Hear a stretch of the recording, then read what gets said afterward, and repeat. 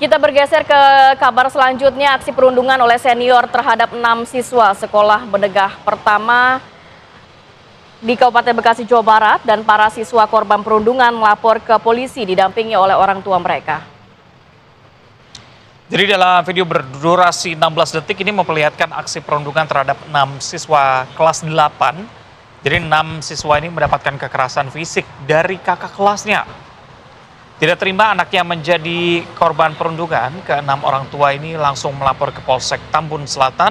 Aksi perundungan terjadi pada tanggal 8 September 2025 membuat para korban mengalami masalah psikologi. Sementara itu pihak sekolah SMP Negeri 1 Tambun Selatan membenarkan peristiwa yang terjadi. Pihak sekolah menyerahkan kasus tersebut ke kepolisian karena terjadi di luar lingkungan sekolah.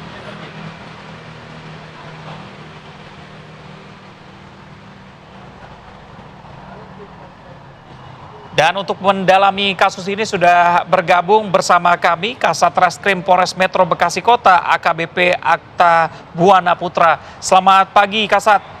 Pak Kasat. Selamat pagi Mas Reza, Mbak Kamarati. Pak Kasat, dari informasi yang kami dapatkan ini 6 siswa menjadi korban perundungan oleh kakak kelasnya dan sudah dilaporkan oleh pihak kepolisian. Sebenarnya kronologinya apa yang menjadi penyebab perundungan ini terjadi dan sudah berapa lama? Baik, bisa kami jelaskan bahwa pada tanggal 15 Oktober kemarin kami menerima laporan dari 6 orang tua para korban. Nah, diduga korban-korban ini duduk di kelas 8 di SMP 1 Tambun Selatan. Kemudian setelah kami terima laporan dari para orang tua bahwa diperlihatkan kepada kami juga ada video yang mengandung kekerasan kepada para anak dari para orang tua tersebut yang terjadi di tanggal 8 Oktober sekitar 6 hari atau 7 hari dari pada saat pelaporan. Kemudian setelah itu kami perintahkan untuk para penyidik untuk melakukan pengamanan terlebih dahulu kepada para pelaku di hari yang sama di tanggal 15. Jadi setelah kegiatan belajar mengajar selesai, kami amankan para terduga pelaku, jumlahnya 7 orang dan dilakukan pemeriksaan. Kami juga memanggil dari DP 3A Kabupaten Bekasi untuk melakukan pendampingan kepada para pelaku. Dan juga kronologisnya untuk kejadian ini dengan motif yaitu adanya ajakan dari pihak senior yang mana adalah di kelas 9 kepada juniornya di kelas 8 dan kemudian dilakukan aksi kekerasan di tanggal 8 Oktober tersebut di sebuah mes di Jalan Jaksa di sebelah SPBU di Tambun Selatan, Mas. Ya, tadi Anda mengatakan bahwa ini motifnya karena ajakan dari kakak kelas kepada adik kelasnya. Ajakan dalam bentuk apa, Pak? Apakah ini untuk masuk ke dalam komunitas kah? Atau memang jangan-jangan ini tradisi yang biasa dilakukan oleh kakak kelasnya? Atau bagaimana? Kami duga memang karena video kekerasan tersebut ditemukan oleh orang tua di dalam grup mereka, Mbak Kamarati. Jadi memang mereka ini semua antara korban dan pelaku itu sudah tergabung di satu grup karena memang mereka dalam satu sekolah yang sama, cuma hanya berbeda kelas antara kelas 9 dan kelas 8, Mbak. Oke, Pak Kasat, dari informasi yang Anda dapatkan sudah ada berapa orang yang diperiksa dan juga terlibat dalam kasus ini?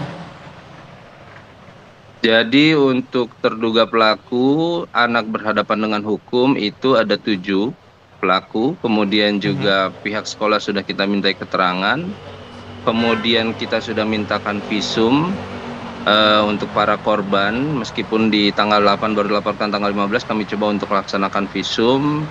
Kemudian mungkin upaya ke depan karena memang ini kita kenakan Undang-Undang Perlindungan Anak dengan ancaman hukuman di bawah 7 tahun, ada proses diversi, Mas, sesuai dengan peraturan undang-undang yang berlaku.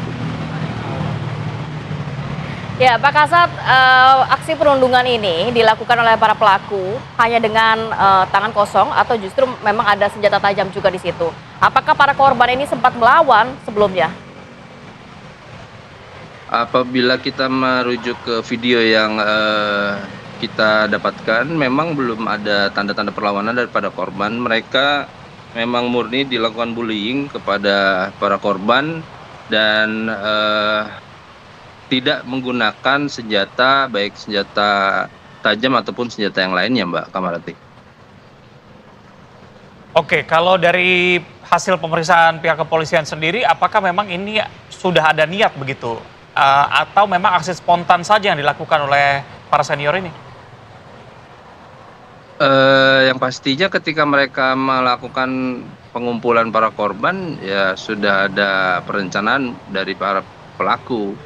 Dan kami masih terus dalami supaya menggali terus motif atau mungkin ada kejadian-kejadian lain sebelumnya untuk nantinya kami sampaikan kepada Dinas Pendidikan Kabupaten Bekasi, pihak sekolah agar bisa mengantisipasi supaya tidak terjadi lagi kejadian yang sama ke depannya, Mas Reza.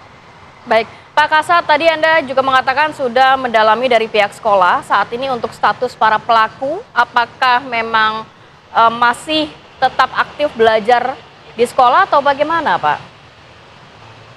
Kami karena memang perkaranya juga dikenakan dengan ancaman pidana 3 tahun 6 bulan, jadi kami tidak melakukan penahanan ataupun hal-hal yang mengikat para pelaku, dan kami kembalikan kepada para orang tua dan bisa melaksanakan kegiatan belajar mengajar selanjutnya. Namun tetap kami melakukan pantauan kepada mereka dan proses hukum tetap berlanjut, Mbak, di bawah monitoring Pak dari Kasat. Dinas Pendidikan. Pak Kasat, tadi sempat dikatakan juga bahwa para korban ini mengalami tekanan psikologis akibat kejadian ini. Apakah memang ada pendampingan psikologis yang diberikan oleh pihak kepolisian? Terlebih tadi Anda katakan bahwa para korban dan juga pelaku tetap belajar seperti biasa. Mereka bertemu di sekolah begitu. Baik, jadi memang kasus ini kan sudah dimonitoring oleh semua pihak, baik itu TP3A, kemudian dari pihak sekolah SMP Tambun Selatan juga sendiri, Dinas Pendidikan pun sudah monitoring. Jadi kami tetap akan melaksanakan pemeriksaan lanjutan ke depannya, dan juga sudah melaksanakan beberapa langkah-langkah penyidikan supaya anak-anak ini juga bisa ke depannya tidak terjadi lagi untuk aksi-aksi yang serupa.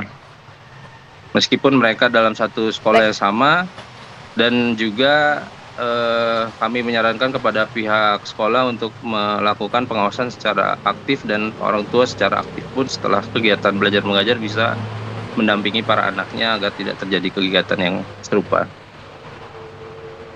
Ya, kondisi para korban sendiri seperti apa, Pak Kasat?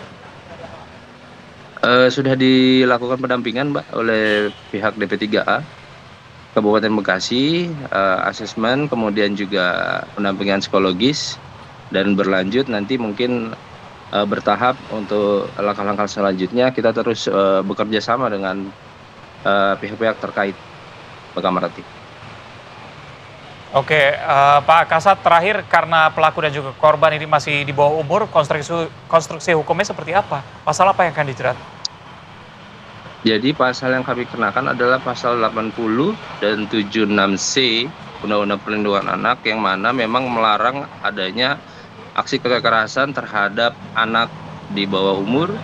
Kemudian karena memang yang sanksi pidananya juga sekitar 3 tahun 6 bulan, Mas Reza.